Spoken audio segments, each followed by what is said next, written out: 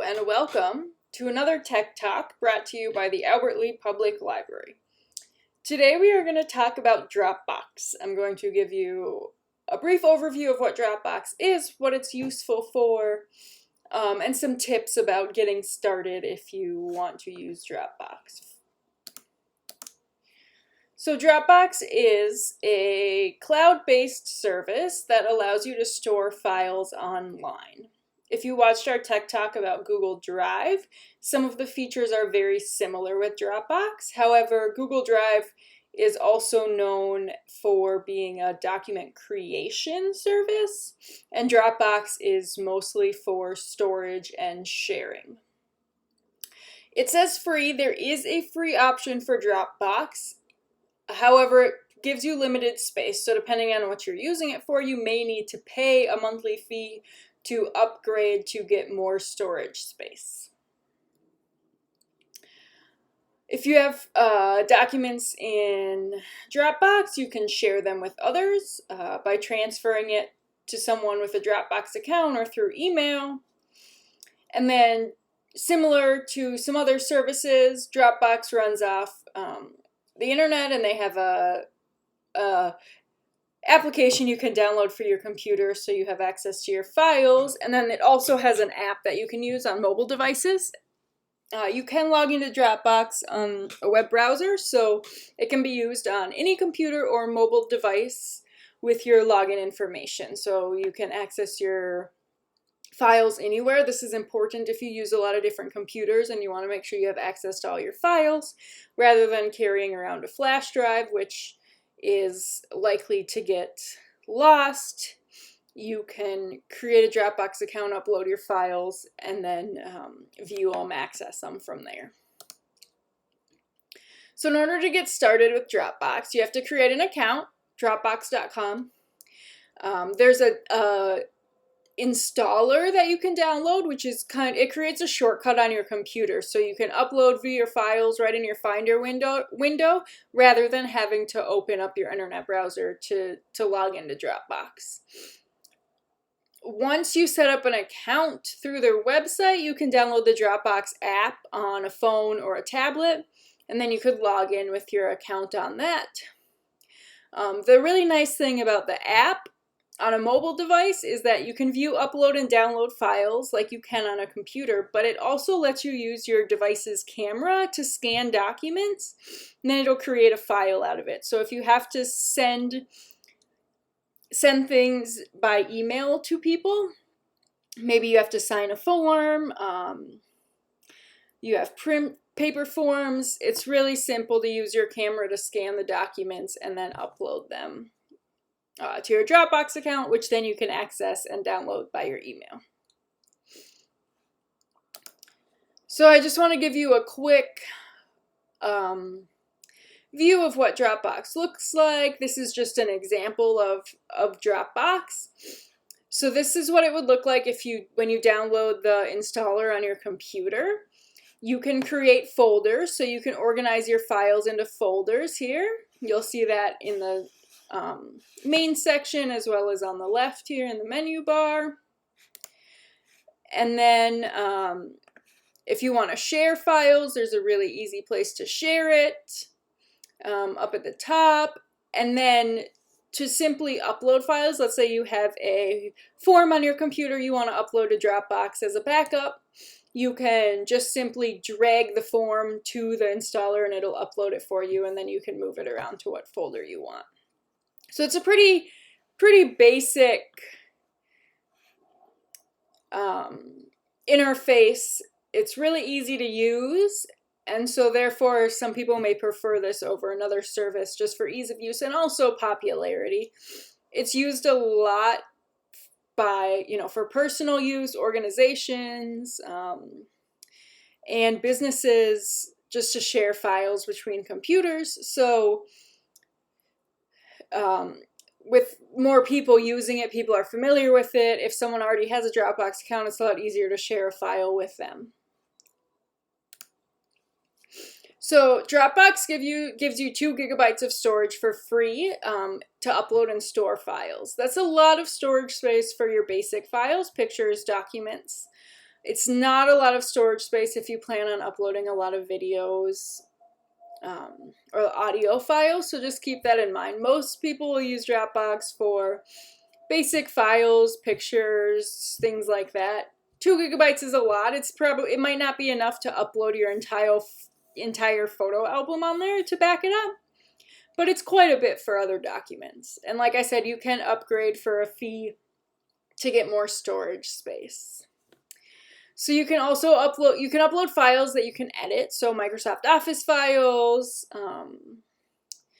things like that. You could also upload files that you can't edit. You can just preview, so image files, JPEGs, PNGs, music files, videos, PDFs if you don't have the software to edit PDFs.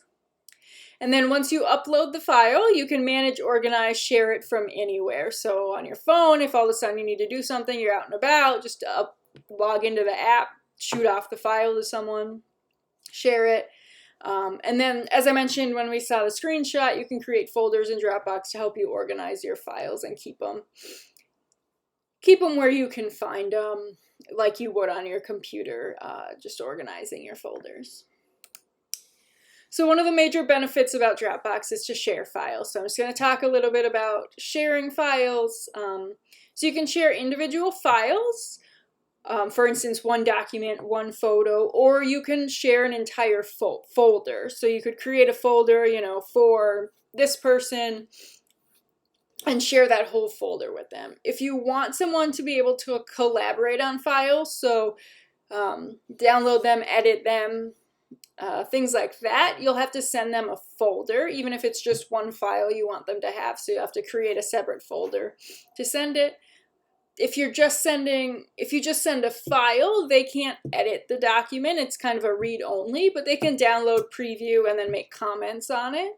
So an important distinction there, but just keep that in mind if it's something that you might be interested in looking at using Dropbox. You can send it so they can edit the files, but if you don't need them to edit it, a lot of times you're just sending it off for someone to look at, and they don't need to edit it, then just sending them the file, works. And then, as I showed you on the interface, there's a big share button. You can type in the individual's email, and it'll share the file with them, send them an email that they've been sent a file. Just make sure if they have a Dropbox account that you use the same email that they use on their Dropbox account. It'll make it a lot easier. And then you can also share the link of the file. So if you can get a link to your file, and then you can go into your email and send your own personal email and send that link. So a couple different ways. They try to make it as easy as possible. Once you get in there and do it, it's not too hard. But that's one of the major benefits. You can share directly from Dropbox rather than having to download the file, log into your email, attach the file, send it.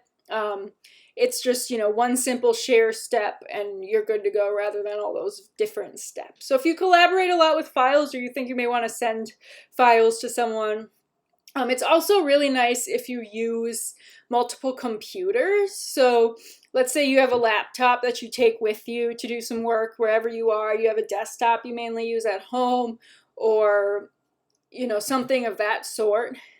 This is really nice because you can upload your files to Dropbox that you use a lot or you want access to. And so if this file is stored on your desktop and you're out and about using your laptop at, let's say, a coffee shop or doing some work at someone else's house, and all of a sudden you need access to that file, well, you can log into Dropbox and get access to that file. So, a few tips about why people use Dropbox, why you may want to consider using Dropbox. So it can be used as a backup for files. So similar, again, to Google Drive, you can upload your files. Your file still is on your computer, but it's also on Dropbox. So if your computer crashes, it dies, you can't get access to those files, you could log into Dropbox on a different computer, or if you get a new computer, and download those files, and you have access to those. Files are stored in the cloud, so it's safe. Dropbox uses a lot of security features. However, I would caution against sending anything that has, super personal information just in case. That's always a good practice. Good for backing up files, but if, your forms are very personal, they have your personal information on them, that if someone were to get access to, it would be devastating, then I recommend not using a service that uploads in the cloud. So as we just talked about, sharing files with others on Dropbox is really easy, especially if you want to collaborate on files with someone else. So that's a really good way, good use of Dropbox if you plan to do that. You can access your files from anywhere. So again, if you use multiple computers a lot, it eliminates the need to have to email files to yourself, and also eliminates having to carry around flash drives, things like that. And then you can use different devices with one login. I think you have up to 3 devices. So it's really good for organizations if you want different people to have access to files. You can upload and pay fee to have more access if you need to. But that way, you can have one login and everyone has access to the same files. If there's, 2 or 3 different people working on the same thing, and they need to be able to see what other people have done so they can, do their part, that's important. Also, let's say you use, two different locations, computers at work. So you have a desk computer, there's a shared computer, public access that sometimes you use at a desk. So that way you can have access to your files on different computers rather than having to email them yourself, or you're working at a different computer than your desk computer because you're covering for someone, and all of a sudden you want to work on something. Well, it might be on Dropbox and you don't have to go back to your computer and send it to you. So that's a quick overview of Dropbox. There's a lot more to it than just kind of this brief overview I went to. So if you're interested in it, I recommend doing some research online and just seeing if you think it'll work for you. Again, there's a free option, so it gives you quite a bit of space. So if you're considering it, you can always create an account, try it out, see if you like it. And then if you don't like it, just take all your files off of it, and then no harm done. You didn't spend any money. So do a little research, or you can just jump in and download it, try it out, see if it's something that's going to work for you. So we'll be back next week with another Tech Talk on a different topic.